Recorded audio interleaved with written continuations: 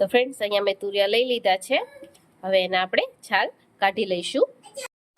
તો ફ્રેન્ડ્સ અહીંયા મેં તુરિયાની છાલ ઉતારી લીધી છે અને આવી રીતે પીસ પાડ્યા છે. એને અંદરનો જે બી હોય એ બી આપણે કાઢી લીધા છે. જો હવે આની અંદર નાખવાનો આપણે મસાલો તૈયાર કરી લઈએ.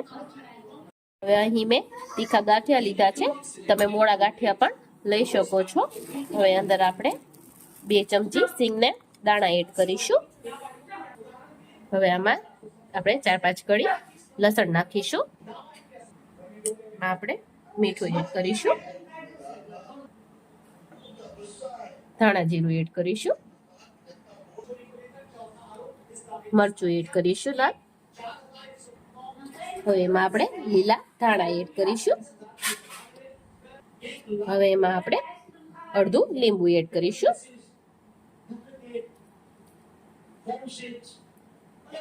એટલે એકદમ મસ્ત ચટપટો આપણો મસાલો થઈ જશે અને ખાવામાં પણ એકદમ સરસ ટેસ્ટી લાગશે. હવે એને આપણે બ્લેન્ડ કરી લઈશું મિક્સચરમાં. તો ફ્રેન્ડ્સ અહીંયા આપણો મસાલો એકદમ બનીને તૈયાર છે. જો તમે જોઈ શકો છો તો અહીં આપણો મસાલો જો મેં કાઢી લીધો છે વાટકામાં, એ આપણે તુરિયામાં ભરી દઈશું. આપણે અહીંયા તુરિયામાં મસાલો ભરી લેવાનો છે. આવી રીતે બધામાં મેં ભરી લીધો છે. હવે આપણે બધા તુરિયામાં મસાલો ભરી દઈશું. તો અહીં મેં બધા જ તુરિયામાં મસાલો ભરી દીધો છે, તમે જોઈ શકો છો. તો અહીં મેં કઢાઈ મૂકી દીધી છે ગેસ ઉપર ગરમ થવા. હવે એમાં આપણે તેલ એડ કરીશું 2 ચમચી.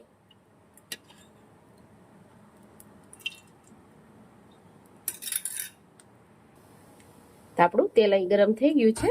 હવે એમાં આપણે રાઈ એડ કરીશું. હવે એમાં આપણે જીરું એડ કરીશું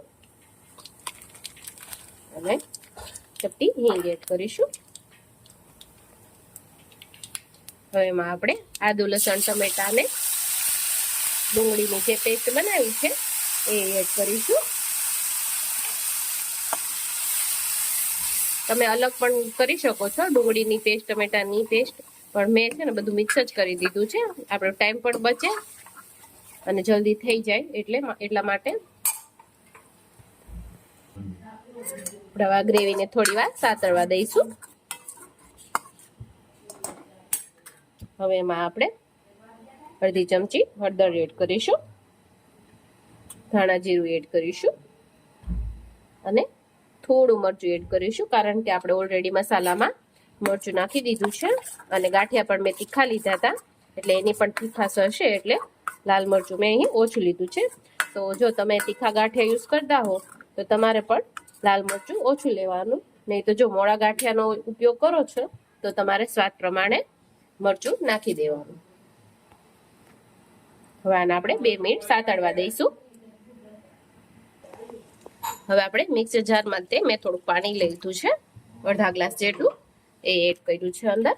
હવે આપણે સારી રીતે મિક્સ કરી દઈએ. હવે અહીં મેં એક ડીશ લીધી છે. તમારી પાસે જો કાણાવાળી ડીશ હોય તો તમે એનો પણ ઉપયોગ કરી શકો છો. હવે આપણા જે ભરેલા તુરિયા હતા એ આપણે અહીંયા એની ઉપર મૂકી દઈશું. બધા જ તુરિયા સ્ટીમ થવા મૂકી દીધા છે.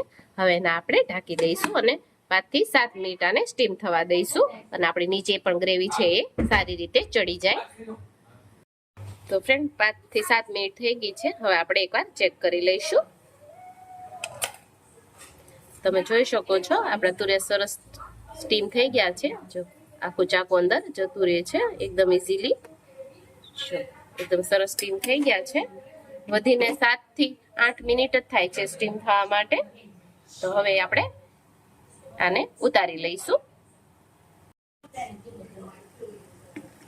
તો ફ્રેન્ડ્સ તમે જોઈ શકો છો આપણી ગ્રેવી પણ એકદમ સરસ ચડી ગઈ છે. તો થોડીક આપણી ગ્રેવી થીક છે એટલે આમાં આપણે થોડું પાણી એડ કરીશું.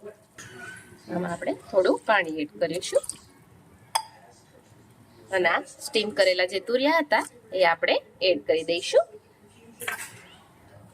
હવે આપણે તુરિયાને સારી રીતે ગ્રેવીમાં મિક્સ કરી દઈશું.